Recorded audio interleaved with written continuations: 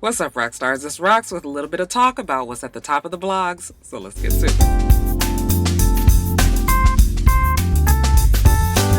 The Amtrak accident in Seattle, Washington. Actually, it was in DuPont, Washington, which they say is about 20 minutes from Tacoma, but you know, it's all considered part of Seattle.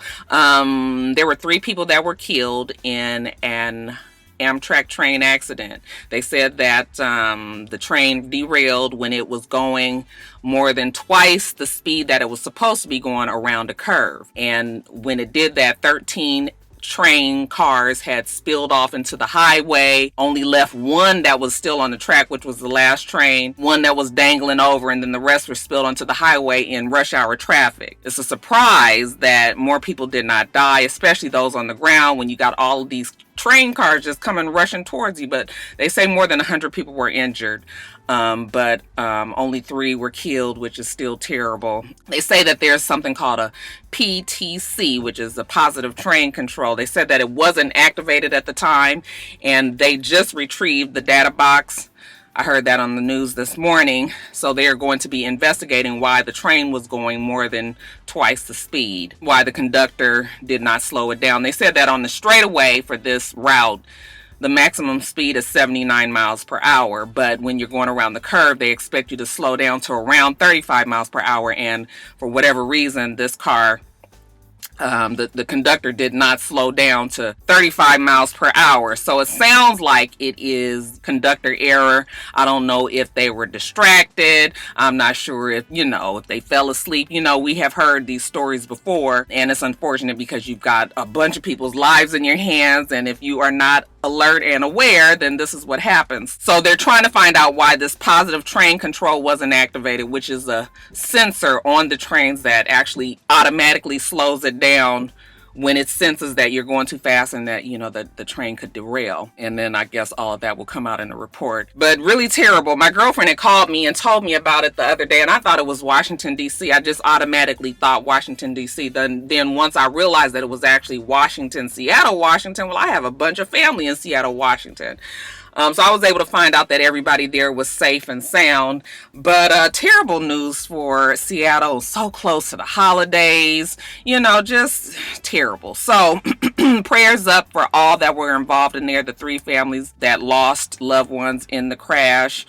Keep your head up, Seattle, Washington. It's just one thing after the other. And I guess once we find out what exactly was the reason for the crash, I will get it back to you guys then, okay? But yeah, tragedy in Seattle, Washington. Hopefully there will be no more deaths from those injured from that crash.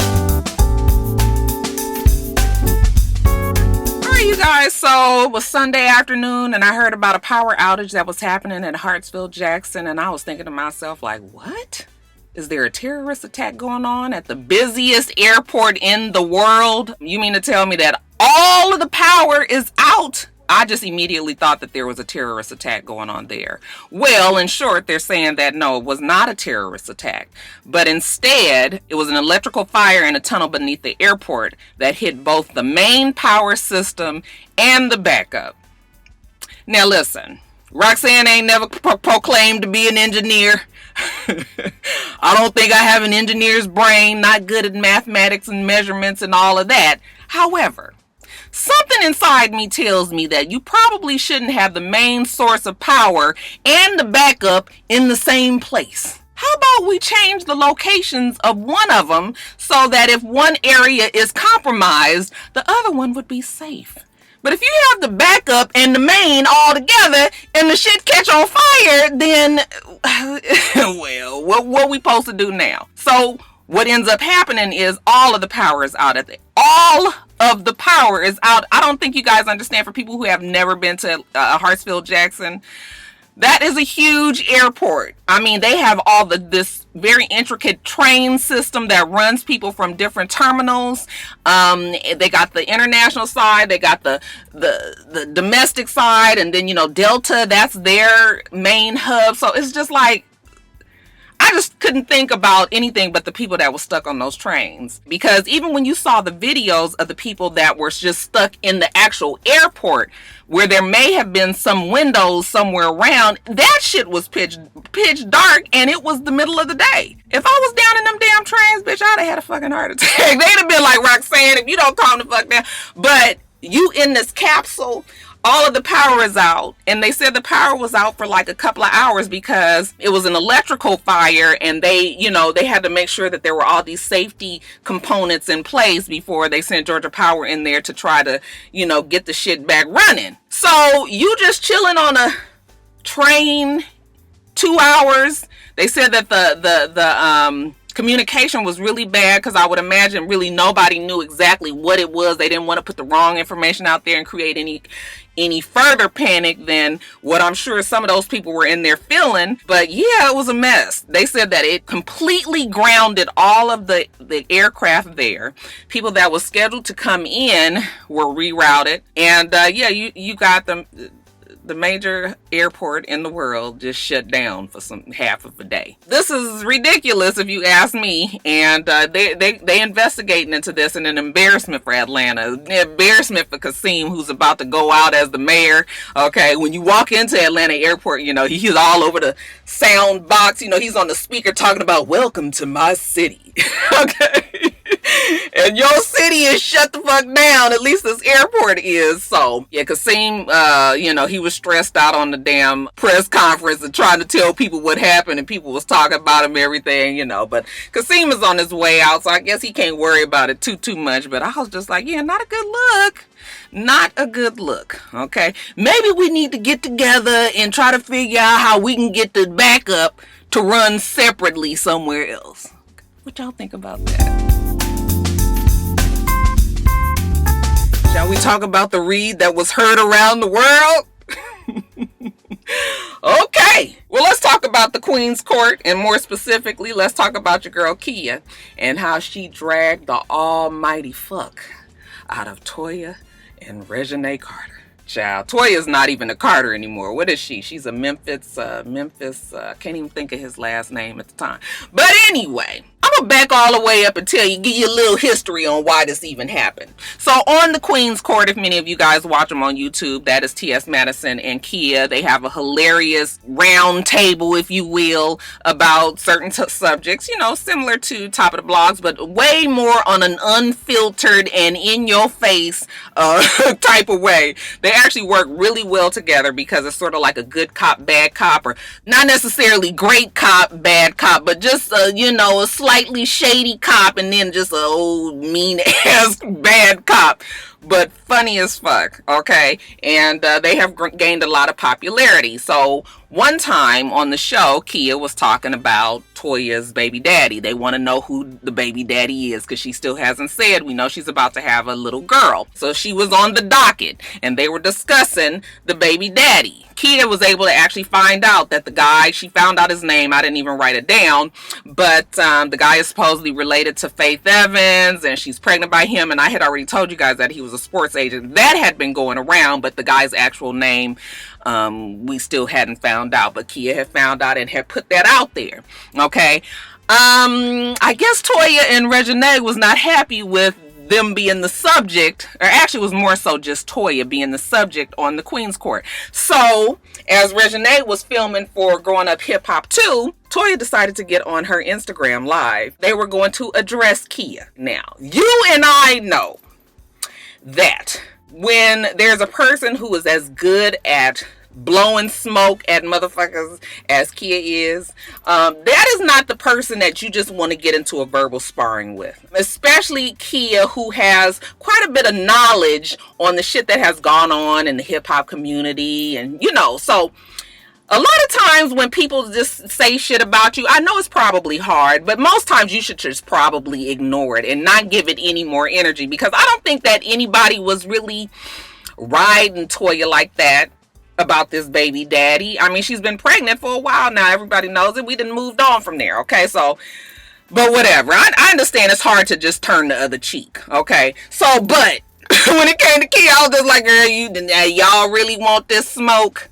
Do you really want this? Okay, because you knew it was coming. They were on their IG Live. They were calling her a bum bitch. Okay, and when I say they, it was Reginae, you know, who made it very clear that she's 19 years old now, that she's an adult, and that, you know, she wishes that she could be like her mom. Kia doesn't have shit going on. Toya was like, all she does is sit around and talk bad about people on the internet all day. And they was like, when's your last hit? You know, was it my neck, my back? And, you know, they was clowning Kia. And it was all in the giggly, funny kind of, you know, he way. Toya fixing her fucking hair every 2 seconds. You know, they're working. They're doing the damn thing. What are you doing, Kia? I was like, ooh, y'all, this ain't gonna be good. This is not gonna be good, but you know it's gonna be great. So, that was about a week ago, give or take a day.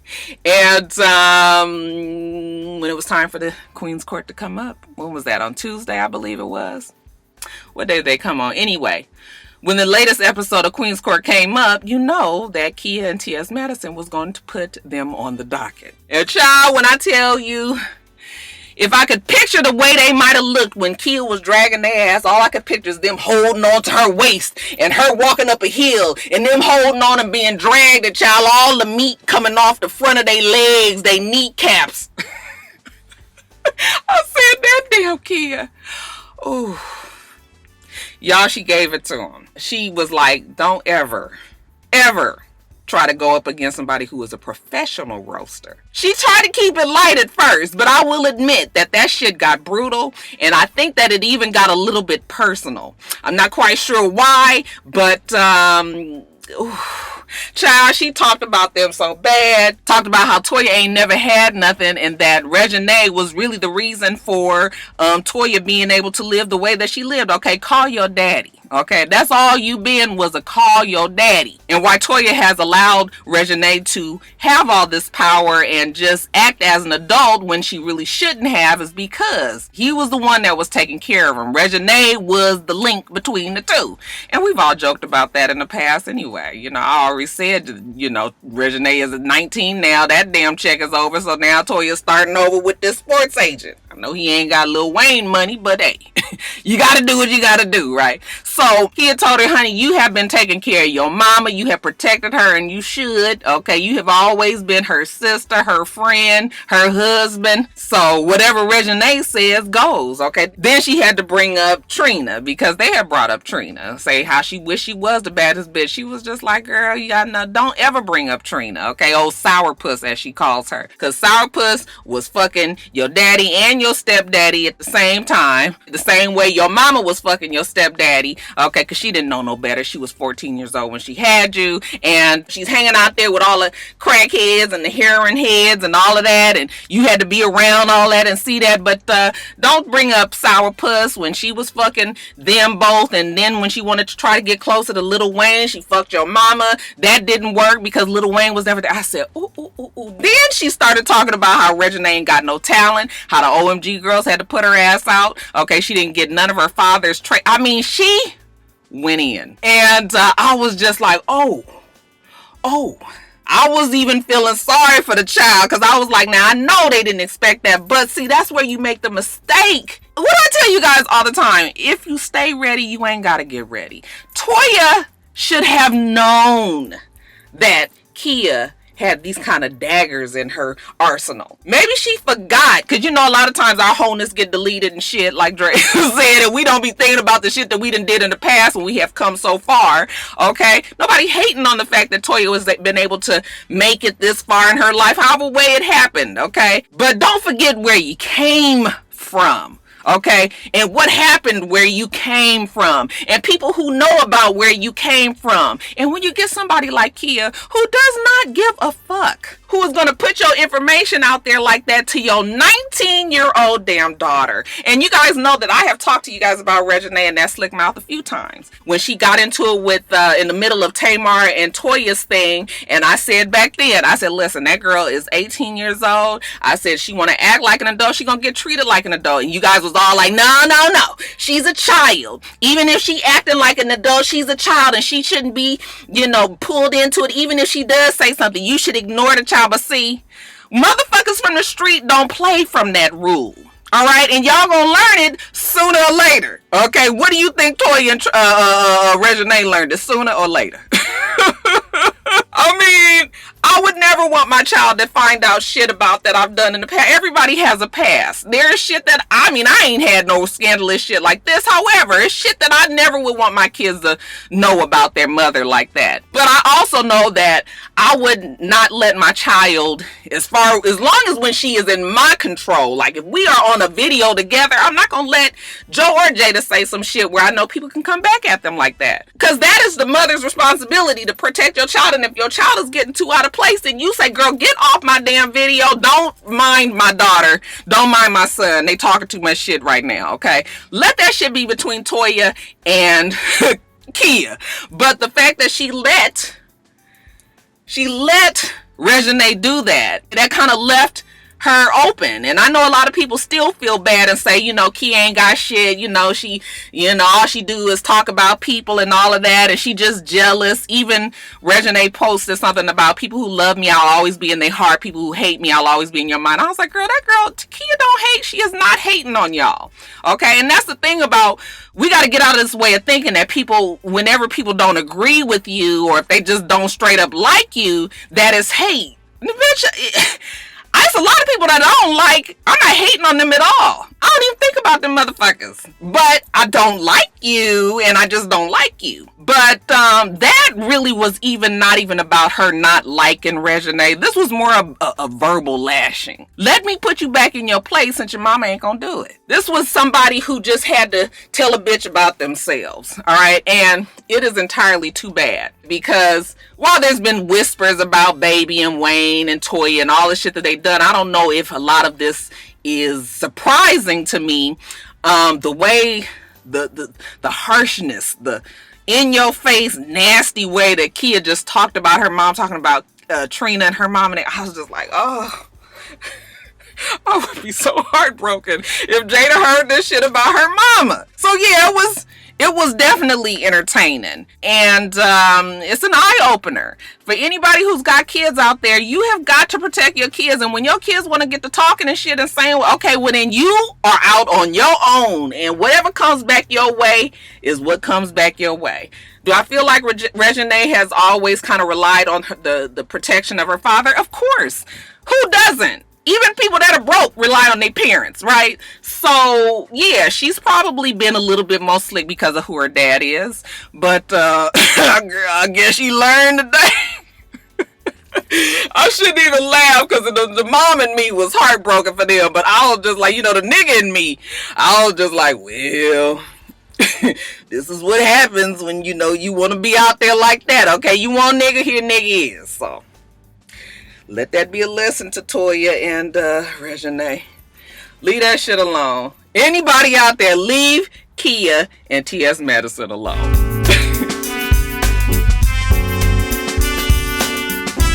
So we found out the other day that the owner of the Carolina Panthers, Jerry Richardson, was out there hoisting his sexual prowess on women in the workplace.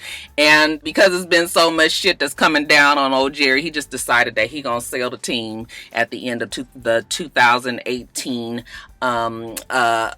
season. So, of course, there are people out there who have interest in the team. And one of those people that are interested would be Sean Combs, Puff Daddy, P. Diddy, Puff, Puffy, Brother Love, whatever you call him, he is interested in the team. So he got on Instagram and he's put that out there. There's no majority owner, NFL owner of a team that is black. Maybe it's time for it now. He's interested in buying the team. And when he does that, his first order of business was going to put Colin Kaepernick back. I said, now, see, you did too much. They really ain't going to let you do this now, okay? Because I'm sure there's a bidding process and there's a whole bunch that they got to go through to even be voted in to be a possible owner. But anyway, definitely Diddy can throw his name in the hat, and with some credibility behind him, right? I mean, Diddy is damn near a billionaire. I think they said $820 million that he is worth, even though the damn Carolina Panthers, they say the team is gonna cost somewhere around $3 billion to buy. You know, Puffy might not be able to be the one single owner, but if he went into it with some other people, then possibly they could get this team. Steph Curry even put his name out there, said he wants a part of it as well. So right now, definitely these two are contenders. However, there's some conflict of interest with Steph Curry being an NBA player. They're not sure if they would even allow an NBA player to become an owner of an NFL team. And so there's a whole bunch of other issues that would probably stop these two from being able to get this team. But no way could we not take Diddy seriously, right? You would think so, right? We've all watched Diddy and seen he's a self-made millionaire, almost billionaire. So I admire the things that Diddy strives to succeed in. So he put the video out. People were like, yeah, that would be cool. Not everybody, though. There were some reporters in San Francisco who actually thought that they could not take Puffy seriously. The one reporter in particular, his name was Henry Wofford. He was on a show called The World According to Daria, and this is a sports segment on a news show out there in San Francisco. And the clip came up on the Instagram scroll that they were laughing at Diddy. As a matter of fact, Mr. Wofford said, look at that picture of Diddy. I can't take him seriously. He looked like he just finished smoking a blunt and drinking a 40. And of course, Daria is laughing at what all Mr. Wofford is saying. And when I listened to that clip, I was genuinely offended. Sometimes when I hear shit on the internet, I just be like, well, you know, here we go. But I was genuinely offended for Puff Daddy, for Sean Combs. This is a man who owns business after business. His own clothing company. He has an alcohol line that is very fucking successful. He is still a music mogul. He still has it. He is the top hip-hop maker earner, and he ain't even put no fucking albums out. Well, I guess he has French Montana. But when you see all that Diddy has been able, there is absolutely no way you could sit there and say you look at him and you can't take him seriously and he looked like he just drank a fucking 40 and smoked a blunt. Listen, hate or love Diddy. What he's not is a nothing ass nigga, okay? Puffy, as long as we have known him at least, has always strived for greatness, has done a lot, has paved the way for so many people. And for him to get up there and say some shit like that, I was really offended. But then I started thinking to myself, like, well, you know, white people, sometimes they just be tripping and they don't really know. And, you know, she was laughing and he was laughing. Maybe that was, you know, just something amongst some white folks.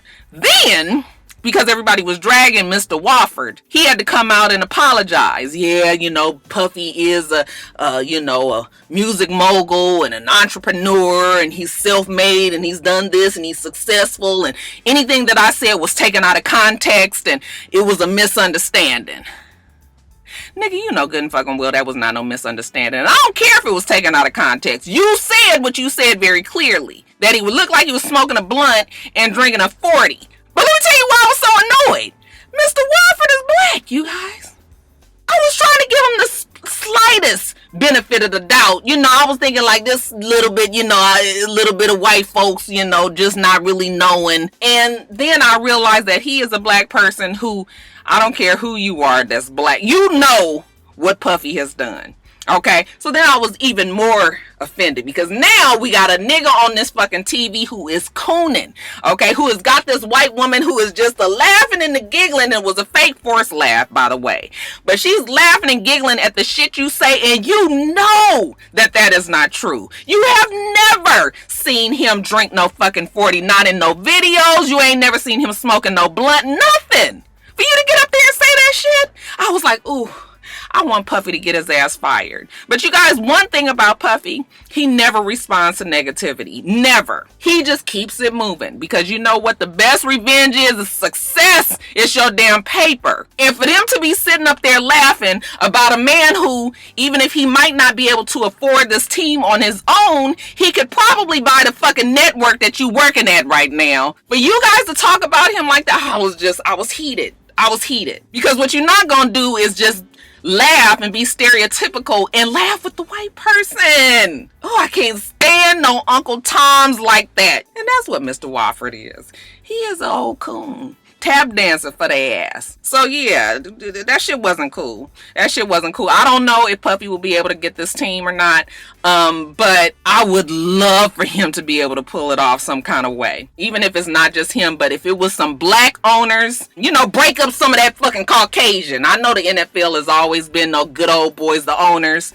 but it's time for change, because it's like anything else. Shit cannot always stay the same. But yeah, we gotta fuck you for Mr. Wofford, okay? How dare you? The next fuck you that we got is for George Zimmerman, y'all. So evidently, Jay-Z and his production team are filming a 6-part documentary series about Trayvon Martin and his death. Very much like the documentary series that they did for Khalif Browder, which was so fucking depressing. It was really one of the most heartbreaking documentaries I have ever watched. Terrible. Anyway, they're filming this one for Trayvon Martin. So they are in Florida, and they're going to neighborhoods and family members of George Zimmerman to get them to participate on the documentary. And George Zimmerman is not happy about that. As a matter of fact, he said that the executive producer and the crew showed up at his parents' house and at his uncle's house, and you know how he ain't appreciating that shit. And as a matter of fact, Jay-Z want to keep it up. He gonna kill his ass, okay? Feed him to the alligators out there. All right. And then he went on to say, quote, "I know how to handle people who fuck with me. I have since February 2012. Okay, and we know that's when Trayvon Martin was killed.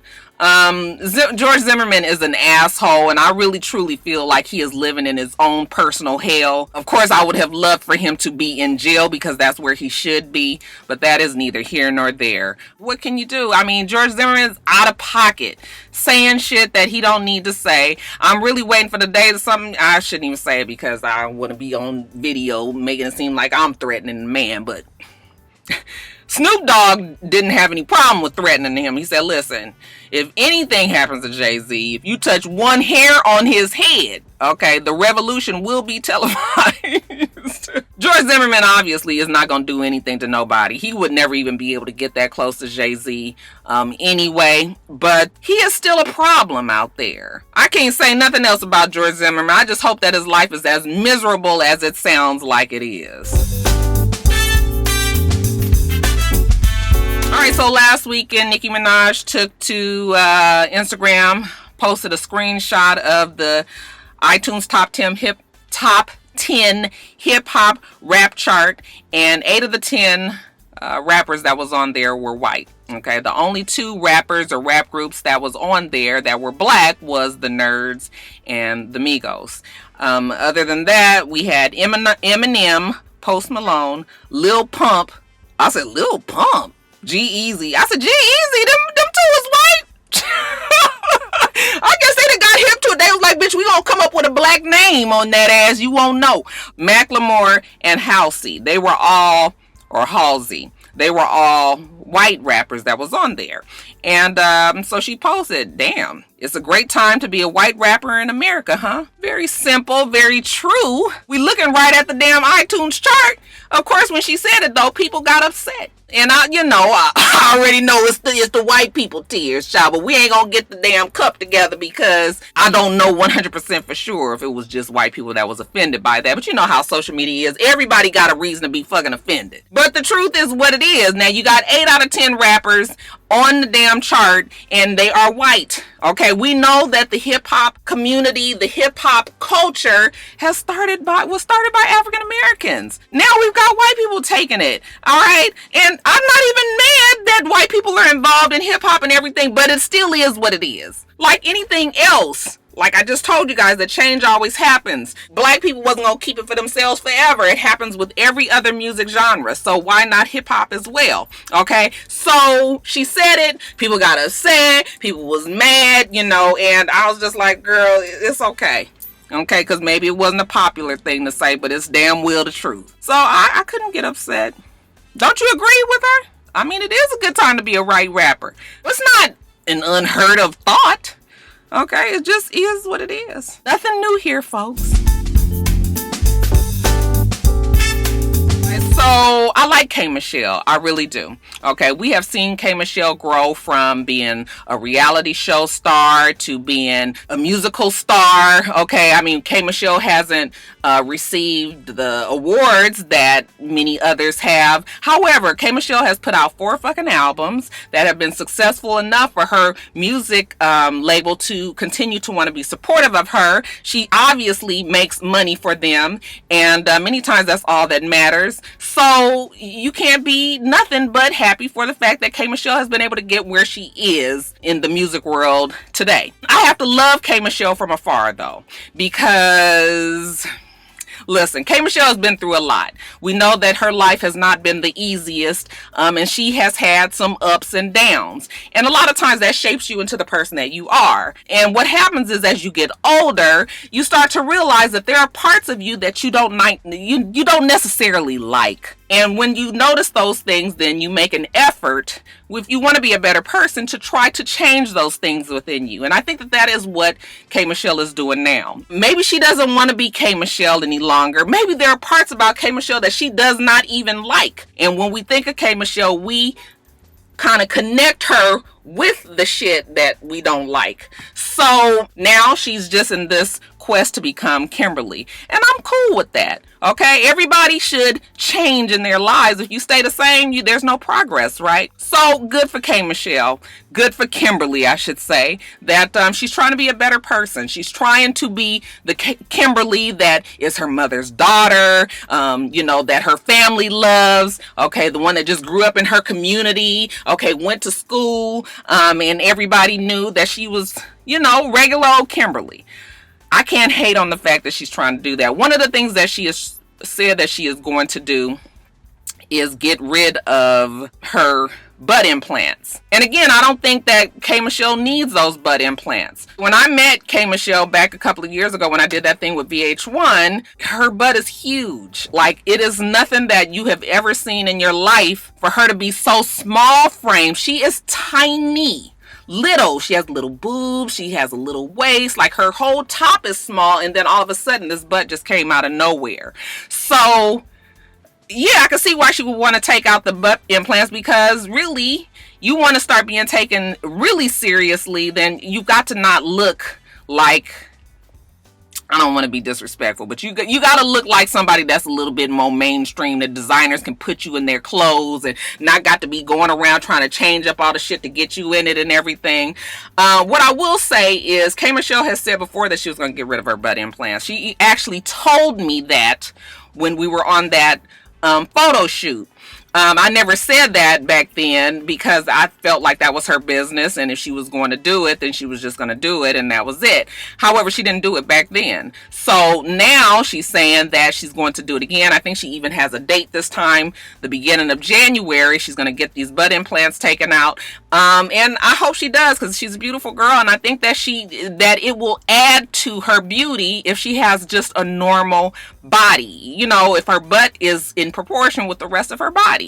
Good for K Michelle. I just really hope, or I should say Kimberly, I just really hope that she does it, because when you just keep on saying you're gonna do something and then you don't do it, then people just kind of think that you're full of shit. But I don't think K Michelle is full of shit. Kimberly. It's so hard to even call her Kimberly. I just feel like sometimes, she gets it in her mind that she really wants to do these things, and for whatever reason it doesn't happen. I know it's going to be hard for her to let it go, but she says she's going to do it, you guys. So I guess all we can do is wait and see. I've been in this car so long. Let me hurry up and finish. So, Joe Budden, he's been on paternity leave, or at least that's what everybody thought when his girlfriend, Sin Santana, went into labor, right around the time that Joe Budden left Everyday Struggle, and we just assumed that he was on paternity leave, but that is not what it is. Now, they've been having special guests that have been on there working with academics, and what's the other girl name, y'all? I always forget that, y'all. Nadeska Alexis. Them two are in the show still. Joe Budden hasn't been there. They didn't explain why he was gone. Like I said, people just assumed. But Joe Budden tweeted out that he wasn't on paternity leave, okay, but that instead there was internal chaos on the show, and that's why he's officially left.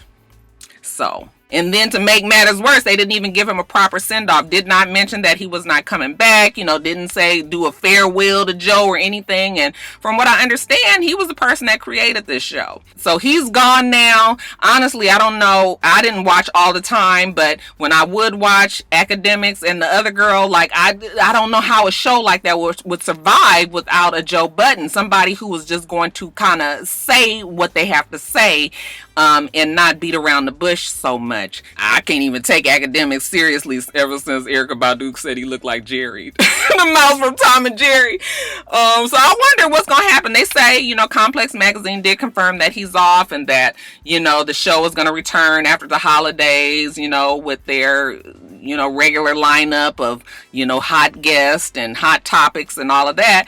But I'm just like, you know, Joe Budden says that, you know, he created that show. He definitely can create another one and another one and another one as much as he needs to. Okay, but what he won't do is be on a show that compromises his integrity. So, yeah, you guys, Joe Budden is gone. I know a lot of people don't like Joe Budden, and he might not necessarily be my favorite person, but for a show like that, I think that Joe Budden is necessary.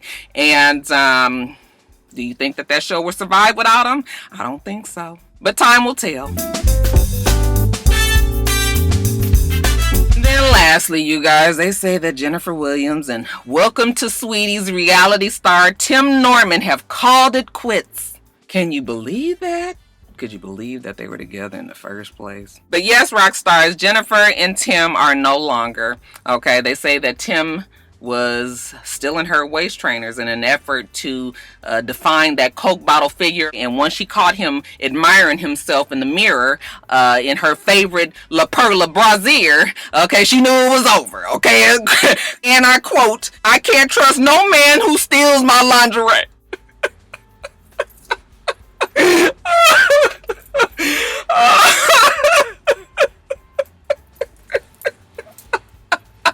Y'all know Tim's body. I think it was in the mirror like, this nice. Oh shit. Poor Tim with his bad body ass, you guys, I'm telling you. I never believed that them two was together, but I guess the shit done got so bad that Jennifer Williams, they say, had then got to cutting up and acting a fool where he had to get a restraining order. I said, remember I told you about how them ugly niggas get to treat you? So he got a restraining order because he said she was following him and slashing his tires. So he got the restraining order. Then come out that she was actually afraid of him and supposedly he was stalking her. Then he comes back out and says that no, she started saying this once she found out about the restraining order, and there ain't never been no police reports about him stalking her and all of this shit. And there was text messages going around about but you guys, I am just trying to figure out how these two got together in the first place. And child, wouldn't you like to be a fly on the wall when them two guys?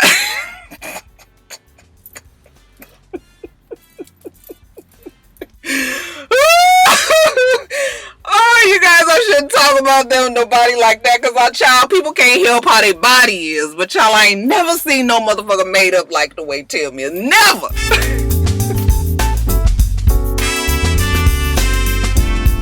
Cutest little dog in this car next to me. I wonder if you guys can see him. She has on this sweater. Y'all probably can't see it, but it is so cute because it don't have no hair but just a little bit on the top of his head. Anyway, let me get off of here, you guys. We do this every single week except for next week. We probably won't be doing it because it is going to be my vacation. However, we will have to see, because look at my money between now and the end of the month, and I might have to make some adjustments. But as of now, I won't be back until January 1st, 2018, and that will be for Love and Hip Hop Miami. All right. So I guess what I will say to everybody out there, if I don't see you then, that I hope you all have a super Merry Christmas, a fantastically safe, wonderful, happy New Year. I am going to be enjoying my family as usual. I'm excited about this Christmas and, you know, just Joe being home and we all together and all of that. So yeah, I'm looking forward to the holidays. My birthday is the day after Christmas. Everybody keep asking. Day after Christmas, I'm gonna be 47 years old, y'all. So I plan on celebrating somewhere fabulous, having a fabulous meal and all of that. So yeah, you guys, that's it though. I love you all. I say it all the time. I hope you guys all know how much I appreciate you. You guys treat me well. I say it all the time, child. I'll be looking at other people's comments and video comments and blog comments, and I'll be like, oh, this ain't so-and-so just cutting up. Now this my rock star to just be as sweet as pie in my damn comments. Always has nice, wonderful things to say, and just acting a fucking fool over somebody else's comments. So I really do realize that you guys, because I feel like, you know, we not here, but we here. I do feel like we just love each other here. That's all. We need a little bit more of that here, right? We need a little bit more of that in the world today. Y'all so happy I'm going on vacation. I don't know what to do with myself. So let me get off of here though. And I hope you guys have a fantastically wonderful good holidays, Christmas and New Year. All right? All right. Make sure you rate, comment, and subscribe, and make sure you come back.